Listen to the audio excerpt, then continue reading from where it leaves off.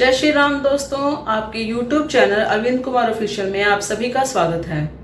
बच्चियां बहकें, अगर वो टीनेजर्स हैं, अगर वो बहक जाए, अगर वो प्रेम में पड़ जाए या किसी भी तरह के रिलेशनशिप में पड़ जाए तो समझ भी आता है कि चलो टीनेजर थी, समझदार नहीं थी, बहक गई। लेकिन जब यही काम वो युवतियां, वो महिलाएं करती हैं जो इतनी बड़ी एज की होती हैं, 20-25 साल से ज्यादा की होती हैं, 30 साल तक की होती हैं, या जिनके दो बच्चे हो चुके होते हैं, जब वो ऐसे बहकी हुई हरकतें करती हैं, जब वो ऐसे बहके हुए कार्य करती हैं, तो समझ नहीं आता कि दोष किसको दे।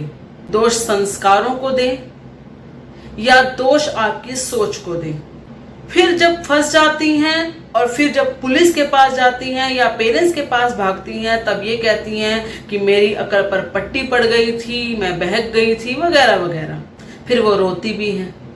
लेकिन मुझे ये समझ नहीं आता, जब आपके साथ कुछ ऐसा हादसा हो जाता है कि चलिए भगवान ना करे कि किसी के साथ ऐसा हो, लेकिन अगर ऐसा हो जाता है, आपके पति का देहांत हो जाता है, आप विधवा हो जाती हैं, आपके साथ आपके पति का साया नहीं रहता है, आप अकेली पड़ जाती हैं, तो भी अपने पेरेंट्स के पास जाने की बजाय या अपने परिवार वालों के साथ रहने की बजाय अगर आप दूसरी शादी की भी सोचती हैं, तो भी आपको प्रेम की क्यों चाह चढ़ती है? क्यों आप प्रेम के पीछे भागती हैं?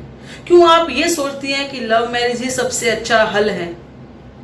अगर आपको दूसरी शादी करनी भी है तो आप ऐसे भी तो कर सकती हैं। आप समाज में बैठी हैं, आप सामाजिक तरीके से भी तो कर सकती हैं। अपने परिवार वालों को कहिए कि आपके लिए कोई लड़का ढूंढ कर दें। आपको क्यों प्रेम मोहब्बत में ही पड़ना है? उसके बाद जब आपके साथ धोखा होता है तो फिर आप आगे भाग कर आती हैं और कहती हैं कि मेरे साथ ये गलत हो गया। चलिए वो तो आप कहेंगे ही, वो तो अच्छी बात है कि आप इस चीज में अलर्ट हैं कि आप पुलिस के पास जाती हैं या परिवार वालों से कहती हैं कि हाँ उस पर्सन ने आपको धोखा दिया। लेकिन प्रेम, मुझे ये प्रेम समझ नहीं आता। मुझे ये चीज समझ नहीं आती है कि अगर आप अकेली हो रही हैं तो आप परिवार वालों की बजाय आप किसी तीसरे पर्सन के पास जाकर अपने मत्था कपाई करें, आप अपने जाकर अपने फीलिंग्स शेयर करें। वो मुझे समझ नहीं आता। ऐसा ही एक हादसा हो गया।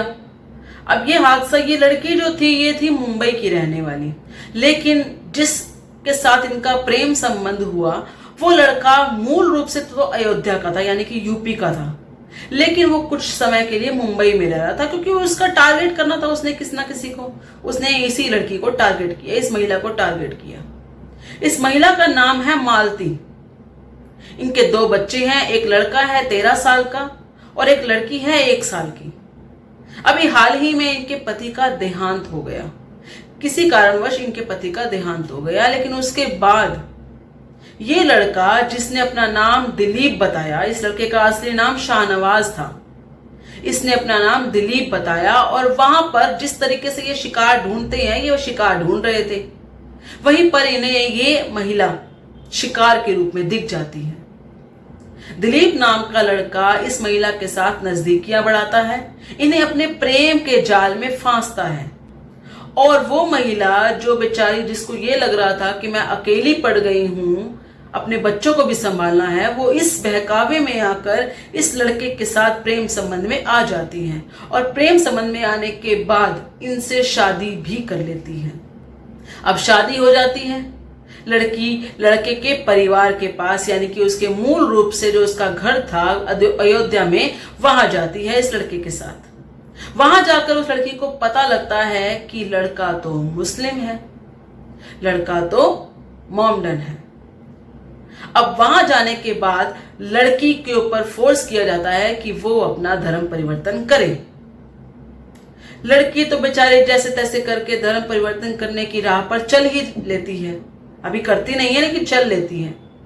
इसी बीच वो लड़का इसके बच्चे, यानी कि इसके लड़के का मुस्लिम धर्म में परिवर्तन कराने की कोशिश करता है। और आप लोग जानते हैं कि धर्म परिवर्तन कैसे कराया जाता है, यानी कि उसका खतना करने की कोशिश करता है। जैसे ही इस महिला के मन की, जैसे कहते हैं ना, अगर आपका मन पवित्र है, अगर आपके मन में वो आग है, तो कहीं ना कहीं आप, सच्चाई है तो आप गलत चीज को होते हुए रोक लेंगे। इस महिला ने वही किया।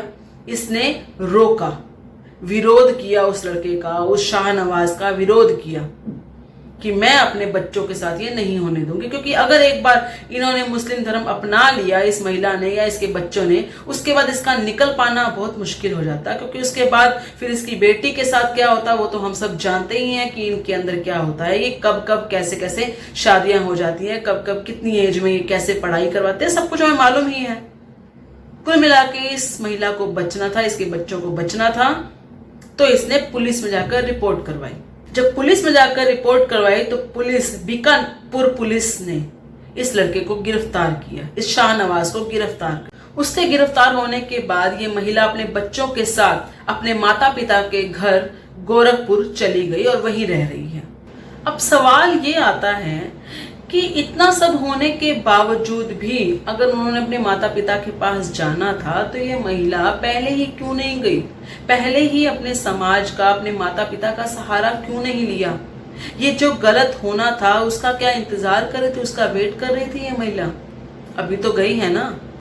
और बाकी महिलाएं, मुझे ये समझ नहीं आता कि उन सब महिलाओं को देखकर जो पहले भी केसेस हुए हैं, अपने पहले भी ऐसी लड़कियों के केसेस देखे हैं जब वो लव जिहाद में फंस जाती हैं, जब उनके साथ ऐसे ऐसे केसेस हो जाते हैं, क्या आप उन सबको देखकर भी अभी तक आप अलर्ट नहीं हुई हैं? आप अभी भी प्रेम जाल में फंसने वाला काम कर रही हैं। ऐसा कौन सा प्रेम जाल कि आपको आकर वो फंसा जाएगा और आप फंस भी जाएंगी? आप यहाँ तक आ जाती हैं कि आप उससे शादी कर लेती हैं। सच्चा प्रेम है नहीं है आपको कैसे पता लगेगा? अगर आपको देखना ही है तो आप एक काम कीजिए ना, उन्हीं को कन्वर्ट कीजिए अपने साथ। वो आपको कन्वर्ट करने की राह पर चलते हैं, आप खुद क्यों नहीं करती उनको? आप उन्हें कहिए कि आइए मेरे साथ बैठकर गायत्री मंत्र का जाप कीजिए, आइए मेरे साथ बैठकर माता रानी का नाम लीजिए, आप आइए मेरे साथ बैठकर शिवलिंग पर जल अर्पण कीजिए, वगैरह वगैरह। जैसे जिस तरीके से आप हिंदू धर्म को आप अपना मानते हैं, आप जिस भगवान को भी मानते हैं, उस तरीके से आप उनसे करवाइए, उनका धर्म परिवर्तन करवाइए, उन्हें घर वापसी करवाइए ना। आप खुद क्यों फंस जाती हैं?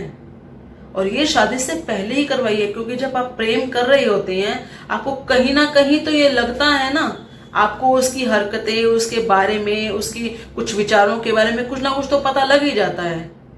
आपको समझ आने लगता है कि वो कैसा व्यक्ति है, किस नेचर का है, किस तरह की हरकतें करता है। नहीं पता तो पता कीजिए पहले। एक शादी डायरेक्ट कर लेना, उसके साथ संबंध में आ जाना, उससे पहले उसके बारे में जानिए तो सही। मैं ये हर लड़की को कह रही हूं, भले वो बड़ी एज की है, भले वो टीनेजर है, अगर आपको लगता है कि वो आपके साथ लॉयल है, वो आपसे सच्चा प्रेम करता है और वो आपको कन्वर्ट नहीं करना चाहता, वो आपके साथ लव जिहाद नहीं कर रहा, तो आप वही कीजिए जैसे वो करते हैं। अगर आप मान लीजिए नवरात्रे चल रहे हैं, या मान लीजिए उनके रोजे चल रहे हैं, उनका रमजान का महीना चल रहा है, उनका कोई ऐसा चल रहा है जिनमें ईद वगैरह आती है, आप उस दिन टेस्ट कीजिए, पता लग जाएगा कि वो लड़का मुस्लिम है या नहीं है। उस दिन उसे कहिए कि आइए मंदिर के अंदर। उस दिन, क्योंकि वो झूठ तो बोलते नहीं रमजान के दिनों में, वो कुछ भी ऐसा काम नहीं करेंगे जो मतलब मुस्लिम धर्म के विरुद्ध हो, ऐसा कुछ काम नहीं करेंगे। तो आप वही करवाइए जो हिंदू धर्म में होता है, मंदिर ले जाइए, प्रसाद खिलवाइए उनसे, देखिए वो खाते हैं या नहीं खाते। फंसने से अच्छा फंसाइए, वही बेटर है। क्योंकि अगर आप फंसेंगे, अगर आप किसी तरीके से आप अपना धर्मांतरण करने में अग्रसर हो जाएंगी, अगर कहीं ना कहीं आपको लगेगा कि वो आपसे सच्चा प्रेम कर रहा है या आपके साथ कुछ ना कुछ चीटिंग कर रहा है, तो आपको उसका पता तो ऐसे ही लगेगा ना, और कैसे लगेगा? खुद आप समझदार बनिए, अलर्ट रहिए, आपके आसपास कोई आपको क्यों फंसाए, उस चीज के लिए आपको अलर्ट होना होगा, आपको पूरा के पूरा सचेत होना होगा। आप सबका इस घटना के बारे में क्या विचार है, क्या राय है, कृपया करके कमेंट बॉक्स में जरूर बताइएगा। यदि आपने हमें अभी तक सब्सक्राइब नहीं किया है तो कृपया करके इस चैनल को सब्सक्राइब कीजिएगा, इस वीडियो को लाइक और शेयर कीजिएगा। धन्यवाद। जय श्री राम।